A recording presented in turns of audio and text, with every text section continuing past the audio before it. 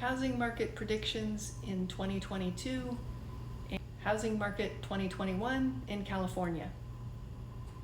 I'm going to dust off my economics degree from college and talk about at what point this market might turn from being a seller's market. There are two main things to talk about when we talk about where prices are going, and that's the supply and demand of houses and affordability. And I'm going to talk about some of the factors within each of those and save the last one as the one that I really saw leading up to the 2000s recession. So stick around and let's go.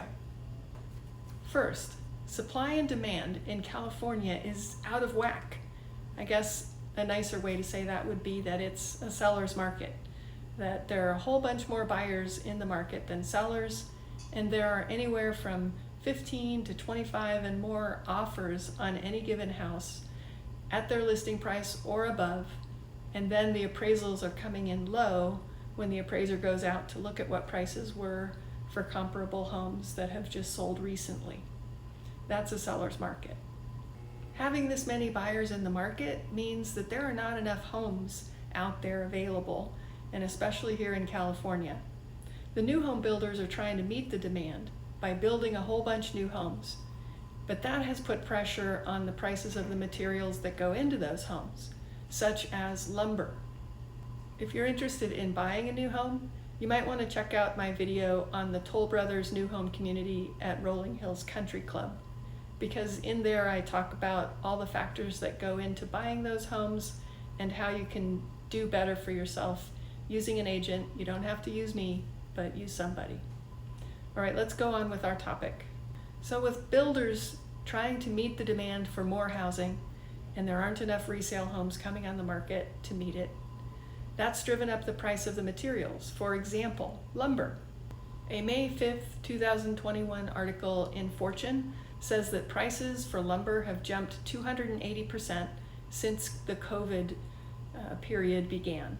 So when the materials of the home go up in price for new home builders, they increase the prices of those homes and pass that along to buyers. And they'll continue to do that as long as there are enough buyers in the market who can afford to pay the prices the builders are asking. The second factor affecting the market is affordability. Families need homes, and they need to be able to afford the payment to have that home. This involves the price of the home in real dollars, and it also involves the affordability of the monthly mortgage payment if the family is going to finance that home purchase. Home prices right now in real dollars have surged. Those new homes I talked about in the Toll Brothers community at Rolling Hills Country Club, those prices are in the 4 millions and they go up into the 5 millions once a purchaser has selected upgrades for the home. Homes in the Inland Empire, where we've helped a whole bunch of military families and civilian families buy homes near military bases, those home prices have surged as well. $100,000 to $200,000 over where those prices were about a year ago for a 3-bedroom or 4-bedroom home. The other factor is the cost of money for those who have to get a loan. Let's talk about an easy rule of thumb for figuring out how much the monthly payment is going to be on a several $100,000 home. And that rule is about $600 for every $100,000 that you borrow. So for example, on a $500,000 home, that would be about $3,000 a month. On a $600,000 loan, that would be about $3,600 a month. And you'll notice that I gave examples of $500,000 and $600,000, when just about a year ago, the examples I would have chosen would have been $400,000 and $500,000.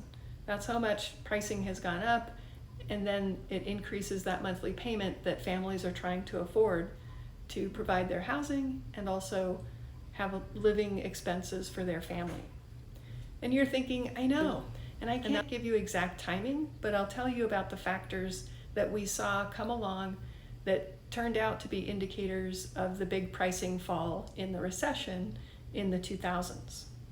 So the question that gets raised is, with the cost of those monthly payments going up, how much do families have to earn to be able to afford that monthly payment? And the answer is, it's not a certain number. It's at that point where, with the housing cost and a family knowing what other costs they have, whether it was with sports or activities, travel, restaurants that are going to come back after COVID, at a certain point, a family says, I don't want to lock myself into this payment to own the home, and I can rent for about the same or maybe a little less, and so I'm going to wait and not buy in this market. When enough families make this decision and leave the market, there aren't offers on the sellers' homes. And so to entice buyers back into the market, sellers have to reduce the pricing on their homes. So what are the earlier indicators of this happening? It's when we see fewer buyers in the market. It's when buyers' offers start to be much closer to the asking price and not exceeding it.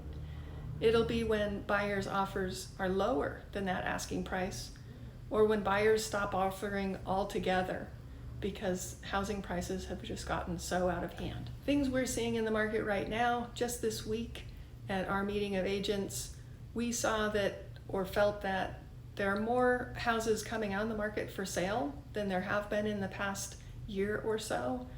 It's not a huge difference, just something that the agents have noticed that's in their clients' price range. And for example, in the Westvale community that I watch in the Palos Verdes Peninsula, right now there are 2 active listings instead of none. That being said, are there still investors coming into this market and putting their cash into homes? Yes. Are some and many families still feeling fine about their monthly payment? Yes. So we don't seem to have hit the high yet. I plan to do a video soon on what happens when you buy in the real estate market and then prices drop a lot. And you might be surprised to find out that you can actually do pretty well after everything's said and done. But for now, you might want to go see my video on that Westvale neighborhood where you can buy a fixer-upper for a price closer to $1 million than $2 million. Questions? Feel free to call, text, or email. I'm Lisa. We'll see you soon.